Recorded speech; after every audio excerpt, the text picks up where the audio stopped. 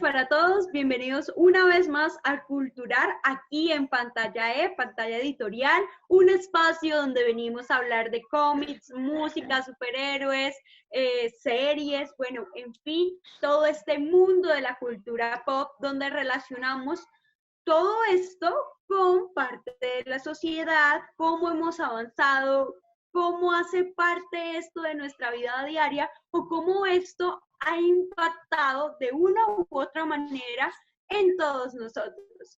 Como siempre tenemos al profe Alejandro Vadillo. Alejo nos va a hablar de la introducción del tema de hoy con un tema bastante crucial y bastante chévere que son los X-Men. Para algunos serán, mejor dicho, como todo, ¿no? La vez pasada tuvimos a Superman. Y ¿Sí, estuvimos Superman? hablando un poco, ¿cómo, profe? Que sí tuvimos a Superman Sí, en tuvimos a nuestro primer Superman y capítulo. estuvimos hablando un poco de qué tan bueno era o qué tan malo era para algunas personas. Igualmente, estos, pues, mutantes, vamos a relacionarlos un poco. Más adelante hablaremos de las películas, de esos personajes. Y por supuesto, para empezar, tenemos al profe Alejo. Hola Alejo, ¿cómo estás? Bueno, muchas gracias, Cami, por la invitación en este segundo programa y a todos los de la mesa de trabajo. Hoy vamos a hablar de los X-Men. Los X-Men tuvo su primera publicación por la edición de Marvel Comics en 1963. Fue creado por Jack Kirby y Stan Lee. Es un grupo de superhéroes tal vez de los más representativos que se dan en el siglo XX, segunda mitad, porque surgen en la época en la reivindicación de los derechos civiles en Estados Unidos, en donde había un reclamo por parte de la comunidad afroamericana de tener igualdad de derechos con la población blanca. Esa pugna, esa discusión política se ve representada también en los cómics. Y los mutantes, que eran lo diferente, que eran los que no tenían igualdad, buscaban a través de, digámoslo así, cada semanario, cada pasquín que se daba de la serie de los X-Men, buscar igualdad. Los X-Men entonces representaron a través de sus poderes una lucha de inclusión, igual que en la vida real se estaba dando la reivindicación de los derechos sociales y civiles. Muchísimas gracias, profe Alejo. Para mí es bastante interesante el hecho de que tú nos contextualices siempre, porque recuerden que un texto sin contexto es pretexto. Así que por supuesto, era meritorio mencionar el lugar, el momento y por qué o en qué lugar se crearon como tal estos superhéroes mutantes. El profe Alejo hizo una mención por encima de su creador, pero Carlos nos va a ahondar un poco más sobre este tema. Bueno, Carlos, bienvenido, por supuesto, a este segundo programa. Estuvimos en el primer programa hablando nuevamente de Superman, pero para nosotros es claramente un honor volverte a tener aquí y más que nos vas a hablar del creador de los X-Men. Muchas gracias, Camila. Bueno, X-Men, al ser una de las mejores series, igualmente tiene los mejores creadores. Son conocidos como los dioses de los cómics y son nada más y nada menos que Jack Kirby, el dibujante, y el guionista fue Stan Lee. Pues estas personas pues no necesitan mayor introducción. Nos hemos cansado de hablar de Stan Lee, pues que en paz descanse, recientemente fallecido el año pasado ya. Y Jack Kirby, pues que es una persona de pronto de igual importancia que Stan Lee, están yo creo que al mismo nivel, pero ha recibido pues un poco menos de importancia, ya que pues Stan Lee se promocionó mucho en las películas del universo cinematográfico de Marvel. Como ya lo hemos dicho, pues esto fue, ellos nacieron en el primer cómic del mismo nombre, X-Men número 1, que fue lanzado en septiembre de 1963. Como el profesor lo decía, ellos son una especie de grupo inclusivo conformado por los 5 primeros X-Men, que fueron Arcángel, Bestia, Cíclope, Jean y Iceman, o pues el Hombre de Hielo, lo cual es curioso porque ninguno de ellos es una representación de inclusividad. Fue hasta la segunda generación de los X-Men que se incluyeron pues X-Men de género interna, de categorías internacionales, como lo fue Guepardo, que es canadiense, Gambito, que es francés, Coloso, que es ruso, y Tormenta, que es africana, y muchos más de diferentes nacionalidades. inicialmente no tuvieron una gran acogida por parte del público, pero en un segundo relanzamiento, con los guiones de Stan Lee, lograron ser uno de los grupos de superhéroes más acogidos y más, que más se vendieron en la historia de los cómics. Bueno, Carlos, pero ¿tú cómo ves esa inclusión? ¿Crees que sí fue conveniente o lo ves como como otro espectador que pues no tuvieron la mayor acogida, como ya lo sabemos algunos, sino de tu punto, o sea, por ti, ¿sí? ¿Qué tal esa acogida? O sea, ¿tú cómo crees? ¿Sí era importante incluir estos mutantes o no veías relevancia frente a lo que acabas de mencionar? A mí sí me parece muy importante, pues que ya que la idea era incluir ser inclusivo de todas las categorías de razas, pues incluyera, aunque X-Men inicialmente es una analogía como de la raza, de la lucha de razas, del racismo blanco y negro. Al incluir alemanes, rusos, pues ya hace una inclusión más global de lo que puede ser la xenofobia. Incluso este mismo tema es el que le da el nombre a la serie, porque Stan Lee quería que inicialmente la serie se llamara Mutants o Mutantes, pero después, al ser un mutante, una raza genética como una variabilidad genética, eh, se decidió que de pronto el público más joven no podría entender en un contexto o en un inicio que era un mutante, entonces se le buscó un cambio de nombre. Es así como llegan a la X por Malcolm X, que es pues un personaje histórico en la lucha afroamericana, y así se le da el nombre al profesor Javier, por su nombre que comienza por X, y así como se le da el nombre a toda la serie. Entonces, todo está ligado a la lucha de clases de la raza blanca y la raza negra, o al racismo e inclusión. Entonces, pues, respondiendo a tu pregunta, me parece muy importante que no solo se centren de pronto al blanco y al negro, porque el racismo o la xenofobia es mucho más que eso. Claro que sí, Carlos, y bueno, interesante ese dato. Yo creo que para algunos, bueno, yo por mi parte no lo sabía y me pareció bastante interesante. Y pues ya andamos un poquitico más frente a los personajes. Carlos hizo mención a los 5 primeros, pero yo sé que Julie, que también estuvo en nuestro anterior programa, va a hacer mención a estos personajes. Hola Cami, ¿cómo estás? Bueno, realmente los X-Men es... Ajá. Pero Cami, Quiero realmente que los tú X-Men nos hagas esa mención. Yo quiero que tú nos hagas esa mención, Julie, frente a los personajes y esa crítica que tienes, vamos a ver qué tal, para, para estos personajes, porque sí nos quedó claro en el episodio anterior, para los que no los han visto, para que no han visto ese episodio, ese capítulo, tienen que ir a verlo. Ustedes no saben, Julie, cómo le da de palo a Superman. Entonces, claro que vamos a escucharla y esperemos a ver qué nos comenta frente a estos superhéroes mutantes. Julie, ¿qué tal estos personajes? Wow, Cami, X-Men, la verdad, es una franquicia impresionante. Incluso el primer cómic de X-Men que salió en 1931 fue el más vendido. Y realmente, a mí personalmente sí me hace una jugada magistral en términos de hacer la inclusión de una manera muy sutil. Porque, por ejemplo, el hombre de hielo es homosexual.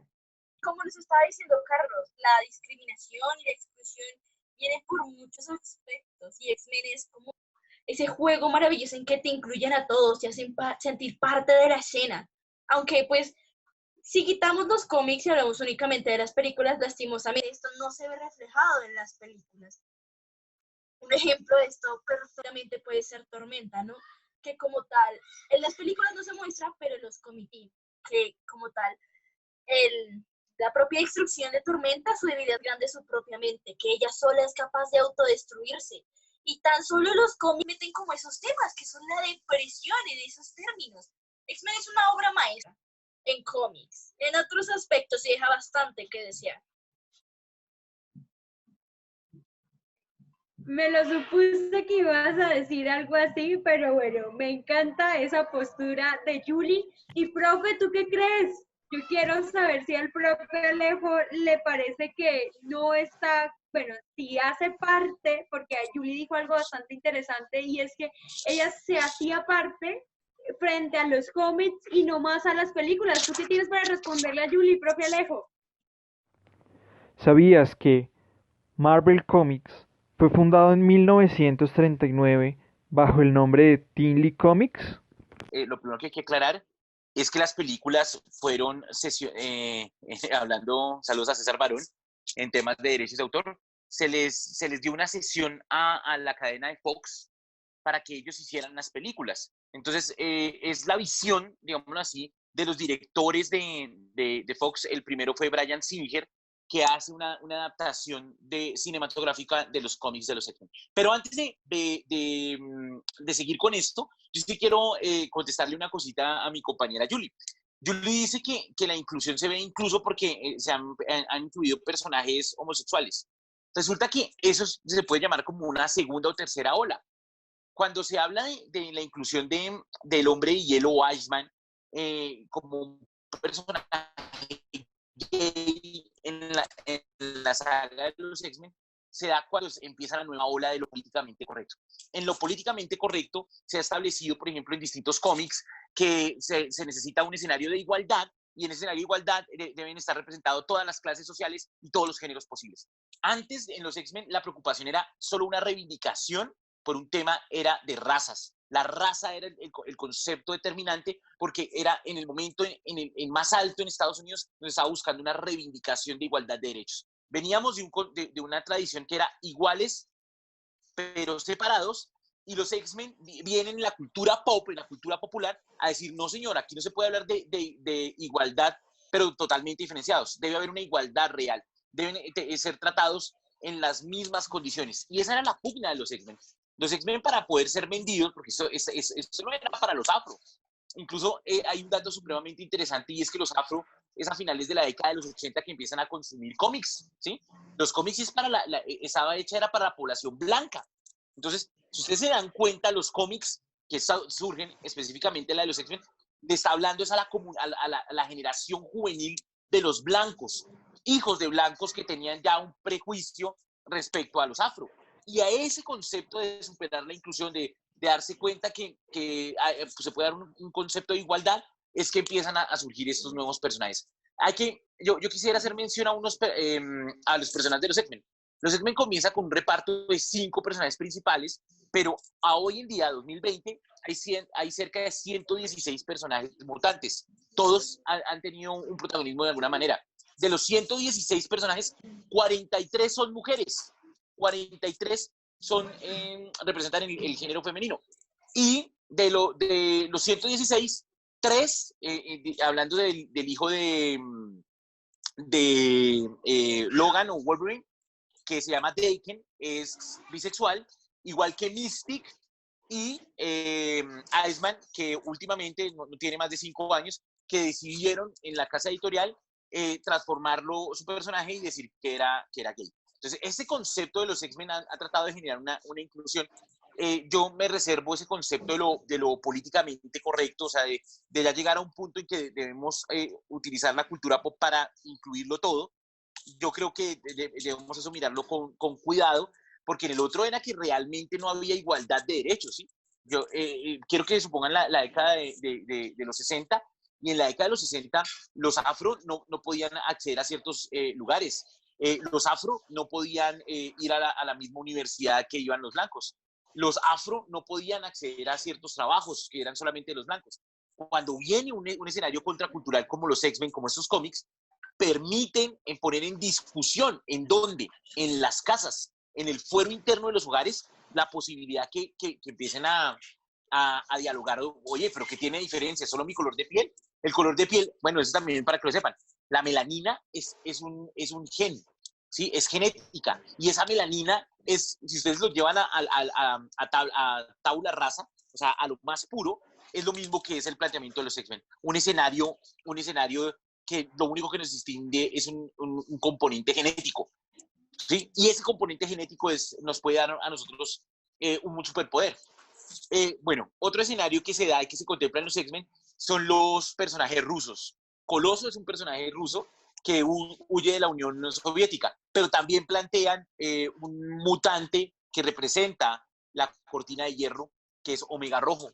y es supremamente interesante cómo se va dando un concepto de que los soldados y que las personas no representan naciones, ni tampoco se representa Estados Unidos, que Estados Unidos se ve en la cultura o en la narrativa de los X-Men como altamente discriminatoria, y cómo Rusia, la Unión Soviética, se ve que utiliza a sus personas más dotadas como instrumentos de guerra. Entonces, la política de los X-Men es supremamente interesante porque no nos está mostrando, como en otros cómics, que Estados Unidos es una nación homogénea, una nación incluyente, una nación de libertad. Nos está mostrando un criterio de contradicción, un criterio de miedo. Y los superhéroes de los X-Men específicamente luchan es por inclusión, por representación. Lo que Nancy Fraser va a llamar, una filósofa contemporánea, va a hablar como la disputa de la otredad, la disputa de la alteridad. Wow, bro, la verdad es que ahí uno tendría que entrar a mirar con lo que usted comenta en relación a lo políticamente correcto. Creo y considero que en el momento en que se hizo todo esto de los X-Men, no se metía como tal lo políticamente correcto, aunque actualmente también considero que no se mete lo de lo políticamente correcto. Yo soy de las que considera que aquello que no tiene nombre no existe. Cosa que, como usted bien estaba diciendo, no se tenían derechos porque precisamente no se reconocían. Es como ese controversial caso que cuando incluyeron a Tormenta, que es el personaje favorito de los X-Men, habían muchas personas diciendo que no era la representación justa de una persona afroamericana. Y es como, ok, o sea, ahí entra un punto, ¿no? Que es malo porque mucha representación es mala, pero tampoco no tenerla es mala, entonces entra en ese conflicto, ¿no? Irónicamente, eran malos estadounidenses que se estaban quejando pues por toda esta polémica de la inclusión, de la homosexualidad, de que casi no había mujeres en los X-Men. O sea, siempre se trata de buscar como ese pero, ¿no? Yo no creo que el término políticamente correcto exista en estos tiempos porque ya nada es políticamente correcto, ya todo el mundo tiene la posibilidad de una opinión. Imagínate que en lo políticamente correcto, hablando de los X-Men, vuelve hoy en día, 2020. Marvel Studios retoma la franquicia de los X-Men y la van a reiniciar para hacerlo al estilo Marvel, al estilo de la nueva casa cinematográfica que es Marvel. Y lo primero, el problema en cuestión no es qué narrativa vamos a contar, en qué cómics nos vamos a centrar, sino están pensando seriamente en cambiarle el nombre. Ya no quieren hablar de X-Men, quieren hablar de X-Persons, como alguna salió en Deadpool. Eso está ampliamente documentado, eso salió en las noticias. Porque quieren que sea lo más incluyente posible, ¿sí? Porque estamos en una agenda de lo políticamente correcto. La casa de Disney nos muestra al final de la película de Star Wars, la última, un beso entre dos mujeres, ¿sí? Porque están tratando de romper convencionalismos. La casa de Disney con Marvel dice que se viene el primer superhéroe abiertamente gay y el primer superhéroe transgénero, ¿sí? O sea, lo políticamente correcto sí existe y sí se está tratando de hacer, pero no es uno políticamente correcto tratando de mostrar una superación de clases sociales. No, las clases sociales está bien que las mantengamos, que existan ricos, pobres y clase media. Lo que no está bien es que no existan superhéroes gays o que no existan superhéroes trans, que eso pues no, vuelvo y digo, me lo reservo. Sí hay una agenda de lo políticamente correcto y te lo pruebo con lo de Guardianes de la Galaxia. En Guardianes de la Galaxia, James Gunn hace 10 años coloca un tweet que fue tomado como despectivo y Disney le cesa el contrato. Si no es porque todos los actores de Guardianes de la Galaxia, desde Pat, Batista, ¿sí? Zoe Saldaña, dicen que si él no regresaba, ellos no volvían a la tercera entrega, pues no iba a darse esta película. Al final, ¿qué contó? Pues los millones recaudados por las primeras películas de Guardianes de la Galaxia y deciden recontratar a James Gunn. O sea, estamos respecto a un escenario de lo políticamente correcto. Se presume que el que hizo Jeremy Renner, el que hizo de Ojo de Halcón, es una persona que tiene problemas con su esposa y fue señalado de maltrato. ¿Sí? Nada se ha comprobado, ¿sí? De una vez Disney canceló su contrato. Entonces, no estamos frente a una agenda de lo políticamente correcto. Esa agenda ahora que sí a la inclusión, es cero aceptación o tolerancia al machismo no es tan bien un escenario en el que estamos La entrando. inclusión conveniente. No sé, pero, o sea, sí existe esa agenda. Entonces ya estamos teniendo, o sea, al principio sonaba bien, ¿no? Reivindicación de los derechos civiles de los afro, ¿sí? De inclusión, realmente igualdad. Pero si ya todos tienen igualdad, ¿qué más se está buscando en esa agenda? ¿Sabías que se piensa que el primer videojuego fue Punk en 1970? Pero en 1947 existía el dispositivo de diversión de turbo de rayos catódicos, que fue la primera versión y el primer adelanto de Punk.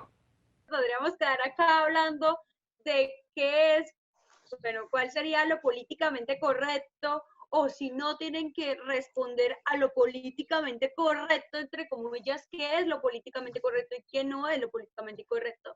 Porque más allá de estos superhéroes, estamos hablando del tema de inclusión, ¿no? Esperemos a ver si llega el primer superhéroe que se declare gay, el primer superhéroe, la primera, por ejemplo, no sé, ese beso entre mujeres que hablaba el profe Alejo, en fin, es lo que impacta en este momento en la sociedad y pues por supuesto el contexto social que tenemos en este momento porque esta comunidad, o bueno, en fin,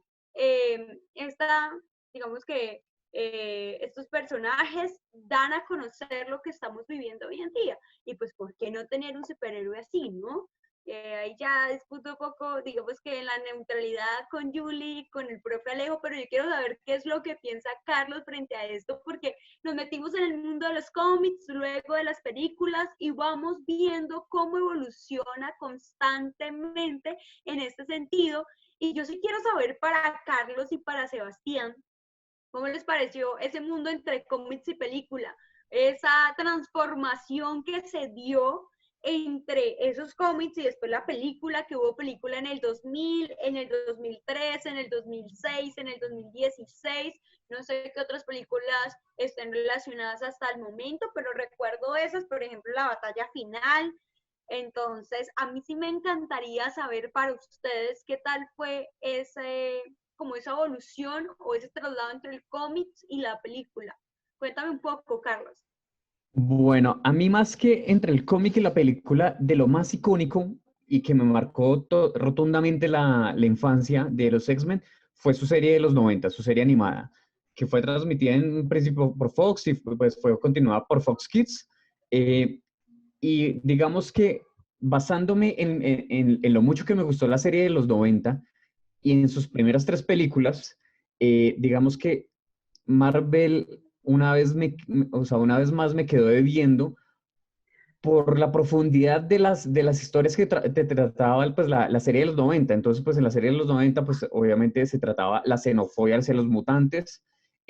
Ahí podría ser una analogía entre pues xenofobia de raza o incluso de género, cuando en esa de ideología de género, cuando hubo un momento donde se trataba el tema de si la gente homosexual era enferma.